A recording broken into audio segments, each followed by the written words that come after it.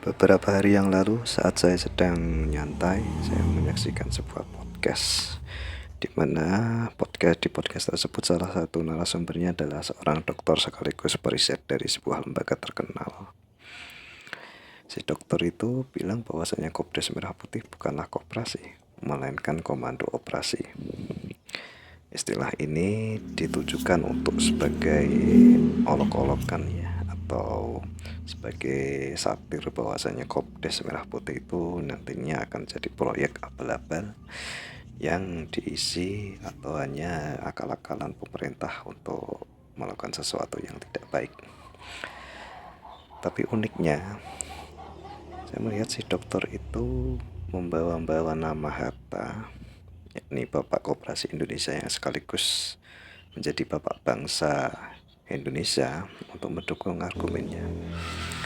Dia beralasan bahwasanya Kopdes Merah Putih itu tidak bisa disebut koperasi karena dimodali pemerintah dan dibentuk secara top down. Ini nggak sesuai dengan apa yang dipikirkan Hatta. Dia bilang seperti itu. Dia juga beralasan koperasi yang dimaksud Hatta itu harusnya dibangun dari bawah secara bottom up melalui iuran para anggotanya. Tapi lantas apakah betul sih Hatta bilang koperasi itu nggak boleh dimodali negara? Sayangnya argumen itu salah. Saya jadi teringat sebuah tulisan Hatta berjudul Ekonomi Indonesia di Masa Datang. Di sini kita bisa menyaksikan, bisa membaca sendiri bahwasanya Hatta sebetulnya sangat menganjurkan bahkan mewajibkan pemerintah atau negara untuk memodali koperasi rakyat. Tulisan ini sebetulnya adalah pidato Muhammad Hatta saat menjadi wakil presiden, di mana pidato ini disampaikan dalam sebuah konferensi ekonomi di Yogyakarta pada tanggal 3 Februari 1946. Ketika itu Hatta ditanya apakah industri bisa didirikan secara koperasi. Hatta menjawab bisa.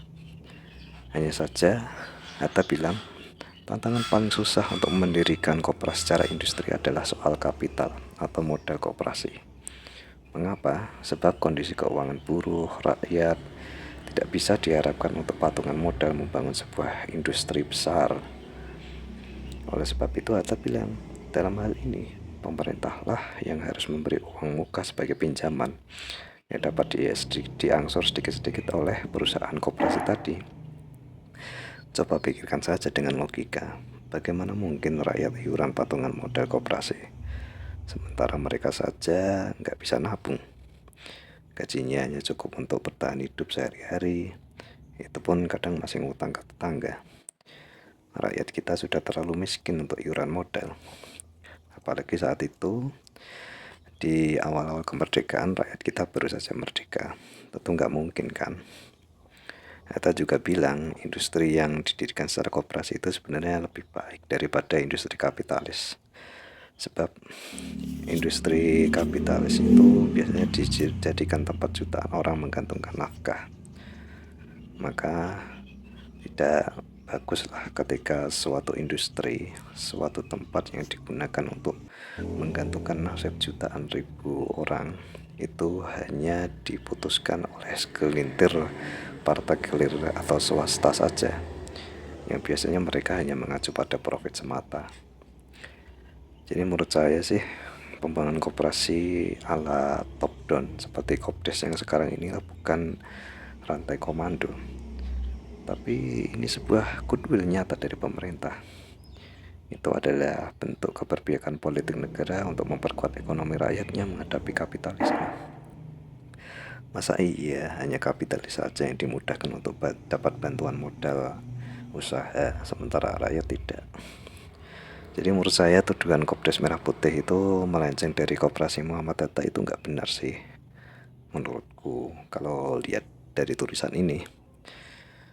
Dan justru di sini yang terlihat adalah Mas Dokter periset dari lembaga itulah yang tidak pernah membaca Hatta, tapi sembrono mengatasnamakan Hatta. Jadi saran saya sih, baca dulu deh sebelum berstatement ya Mas Dokter. Baca buku Muhammad Hatta, Politik Kebangsaan Ekonomi 1926-1977 terbitan Kompas Gramedia.